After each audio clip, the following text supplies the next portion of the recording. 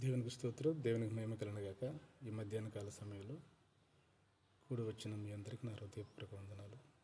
ఈ వీడియో చూస్తున్న వారందరూ కూడా నా హృదయపూర్వక వందనాలు తెలియజేస్తున్నాను.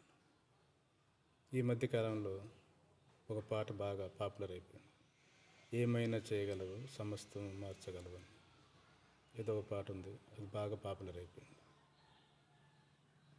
ఆ పాట గురించి ఒక మాట మాట్లాడాలని దేవుడు మీతో ఆశపడుతున్నాడు. దేవుడు నోవా కాలంలో చేశాడు పడవని, ఓడని. ఎవరూ రాలేకపోయారు. మరలా మోషే ద్వారా 10 ఆజ్ఞలు ఇచ్చున్నారు, ప్రజలకు ప్రకటించాడు. ఎవరు తండ్రి రాజ్యాన్ని తిరిగి రాలేకపోయారు. అందుకని దేవుడే ఈ భూమి మీదకి కుమారుడిగా వచ్చి మనకు మాదిరిగా ఉండి చూపించి మన పాపాలు, మన శాపాలు మోసి శిలువలో మరణించి సమాధి చేయబడి తిరిగి పునరుద్ధరణుడై తండ్రి దగ్గరికి వెళ్ళాడు. ఆదాము ద్వారా మనం పోగొట్టుకున్న మహిమను, గిట్టువేయబడ్డ మనము మరలా దేవుని సన్నిధిలోకి రావాలంటే కుమారుడు మనకు మాదిరిగా ఉన్నాడు. అదే ఆయన చేశాడు మనకి. ఇక ఆయన చూసి మనం నేర్చుకోవాలి. ఆయన ఎందుకు వచ్చిన్నాడు, దేని నిమిత్తం వచ్చిన్నారు, దానివల్ల మనకు ఉపయోగం ఏంటి, మనం ఏమి కోల్పోయామనేది దేవుని దగ్గరికి వస్తే, దేవుని వాక్యం వింటే అప్పుడు మనం దేవుని సన్నిధికి చేరతాం.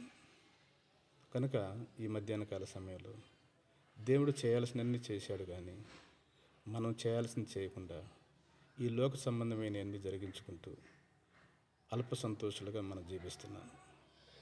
దేవుడి మాటలు మనం వింటున్నప్పుడు, వాక్యం వింటున్నప్పుడు దేవుడికి వ్యతిరేకమైన అన్నీ కూడా మనం విడిచిపెడితే దేవుడు మనతో ఉండి, మనలో ఉండి, మనల్ని పాపం చేయకుండా, ఈ లోకానుసారంగా జీవించకుండా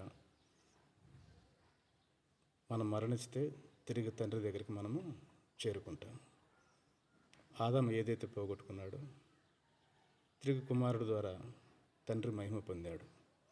మన ద్వారా కూడా దేవుడు మహిమ పొందాలని ఆశపడుతున్నారు. కనుక ఈ యొక్క వాక్యాన్ని వింటున్న మనము, దేవుడి మాటలు వింటున్న మనము హెబ్రీయులకు రాసిన పత్రిక 6వ అధ్యాయము 4వ వచనం నుంచి 6వ వచనం వరకు చదివితే మీకు అర్థమవుతుంది. అదేవిధంగా హెబ్రీయులకు రాసిన పత్రిక 10వ అధ్యాయము 26, 27 వచనాలు చదివితే మీకు అర్థమవుతుంది ఏమి చేయకూడదు, ఏమి చేయాలి. అదేవిధంగా ప్రకటన గ్రంథము 22వ అధ్యాయము 18